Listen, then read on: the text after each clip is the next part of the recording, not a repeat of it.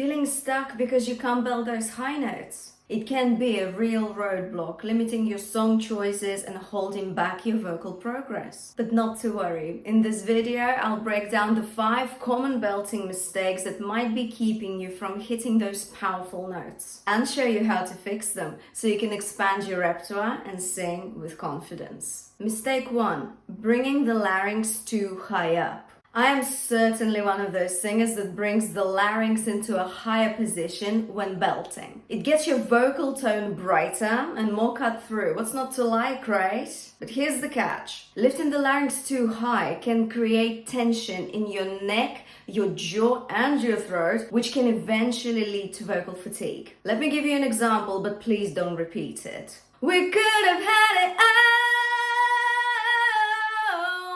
We could have had it all.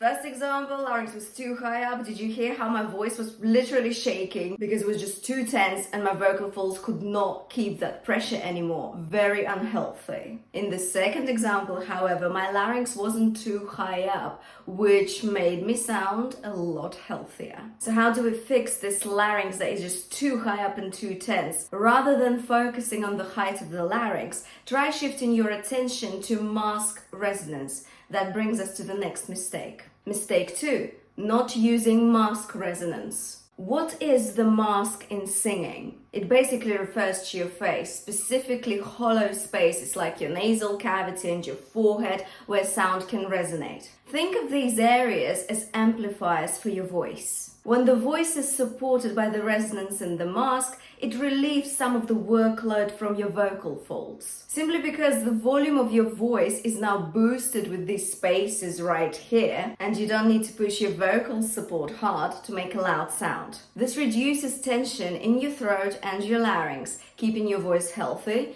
and brings the sound forward, creating what's known as forward placement in singing. Curious about mask resonance? Try adding sounds like ng as in sing, and nay nay nay into your vocal practice. I will leave some exercises for you in the description below. Mistake 3. Using too much breath support, aka squeezing. We've all been there, thinking that vocal support is the fix for everything. Can't hit that high note? Just push harder. Not loud enough? Squeeze a bit more. Nope, that's not the solution. But why not? When you're squeezing your vocal support, you're increasing air pressure within your vocal folds. This pressure brings them closer together, but if you keep squeezing, eventually your vocal folds just won't be able to handle it. They'll blow apart, shifting you into falsetto. Over time, this can cause vocal fatigue and even lead to more serious issues. But how can you tell if you're overusing your support? Your voice will sound tense and shrill, and your throat may feel scratchy.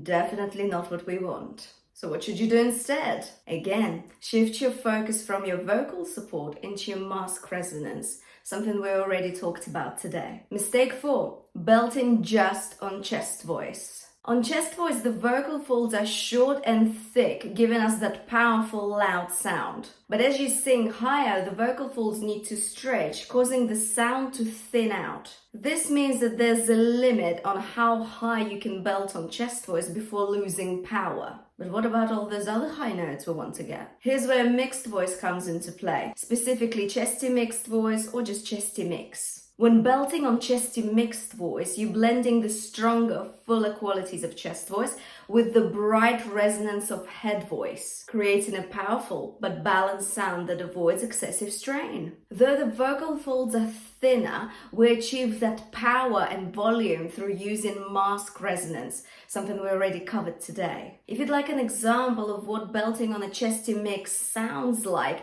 check out the exercise no/now in the description below. Mistake 5, not warming up properly. The most obvious one of all, but be honest, how often do you just jump straight into singing without doing a proper warm-up first? I get it, you just want to sing your favorite songs. But taking 10-20 minutes for a balanced warm-up keeps your voice healthy, and it just flows better after a warm-up, doesn't it? So don't skip it. Create a vocal warm-up routine that you enjoy and make sure to include exercises for all vocal registers. I've got plenty of exercises up on the channel for you already, so go ahead and make a playlist of your favorite warm-ups now so that you're ready for your next vocal practice. If you found this video helpful, don't forget to give it a like, a share, and subscribe to Sing It to the World for more videos. Let me know in the comments below which mistake you'll be working on during your next vocal practice. Keep practicing and stay consistent.